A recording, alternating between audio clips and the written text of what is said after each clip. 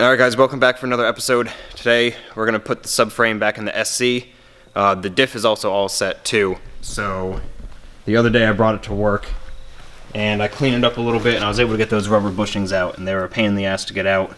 But now the new Sicky aluminum bushings are in. Same with over there. They're in as well. So now once the subframe is in, we can get the diff in.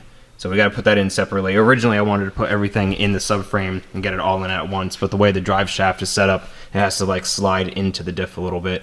So it's going to give us a struggle. So we're going to do that after. But basically we just brought the car out and we power washed everything. So now it's all set. Earlier when I was waiting for a guy to show up, I cut out most of this other quarter panel as well.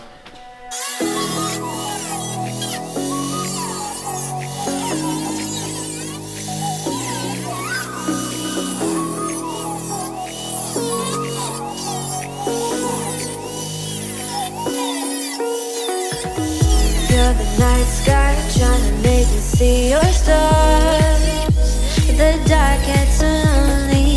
Now I see violet, I can feel silence. In the dark's all that I see when your stars are burning. And I took the rear bumper and the taillights off. But so now we're just gonna get ready. We're gonna go put that subframe in. But we should go figure it out. Yeah, so this is gonna be our setup. We're just gonna use a board of wood, kind of just to even it out. We're gonna wheel it underneath and we're gonna jack it up.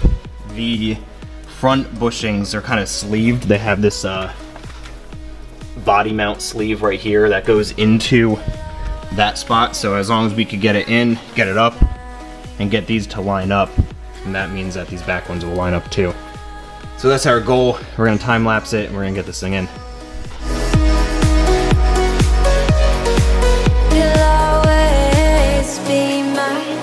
You're the night sky, hiding behind dark gray clouds. I can't figure you out now. I see you're blue. There is so much cold in you, and the silence is so loud. All right, so we've got the subframe. We got the subframe up and in. We have these bolts, the 19s on. Right now we're working on the rear ones. With the new urethane bushing, the holes aren't really 100% lining up, but we're gonna give it our best shot to get those in, and then we'll be able to take the jack out and it'll finally be up. It looks nice, looks good. All right, and there we go. So subframe is entirely in. All the new urethane bushings are in. All the control arms are just all loose right now, but everything is looking pretty good. It's nice and shiny. Now like the whole fender well area is still all like faded and stuff, and now the subframe's all new. But then underneath, all of it's nice and new, all painted. So now basically it's just, let's just try and tackle getting the diff in. And then axles. And that's about it.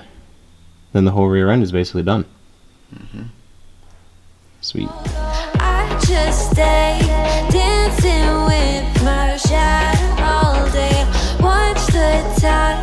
I can't find the point where our two paths align. But you're the night sky. I'm trying to see your stars, but I always fear the dark. Now I see violet. I can feel your silence.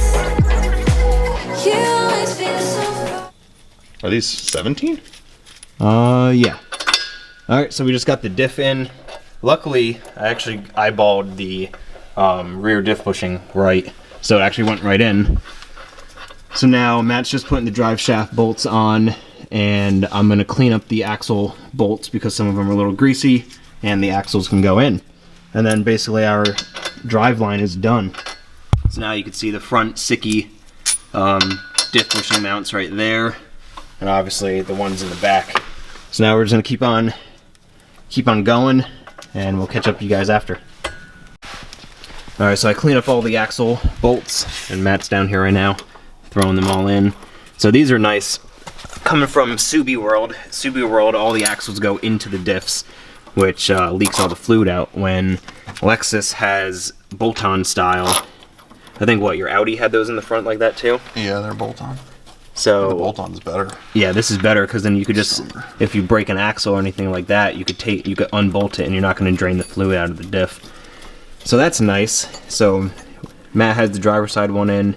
After we get this one in, we just got to do passenger, and then basically everything is in. Everything that we took out is back in. Alright, so we just got everything all buttoned up.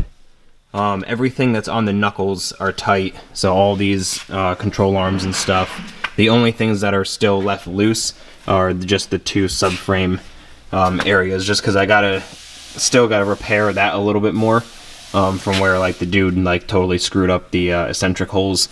Just gotta clean those up a little bit. I have a plan for that, but besides that, everything else is tight. You could tell this one is way out of alignment, but everything is still retracted all the way in for all the settings. So next time, once I get those all sorted out, I'm going to measure all of the stock control arms and just set everything to the stock length for now until I can get it on the alignment rack. But besides that, the axles are in, diff is in, subframe is obviously in. Here's this side too. And so everything is basically all set. I kind of want to paint the inside of this fender liner too, because all of it's kind of just faded now, and now the subframe is everything is all new.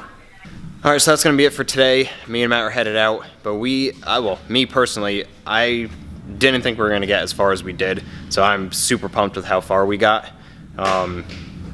Basically, next step is just fine-tuning everything, just got to adjust everything, put the brakes on, get the hydro set up, and then just gut out the interior, and then that's basically, it's ready for, hopefully, its first event end of this month. So until next time, don't forget to subscribe, hit the like button, and I'll see you next time. See ya. You'll always be my night sky.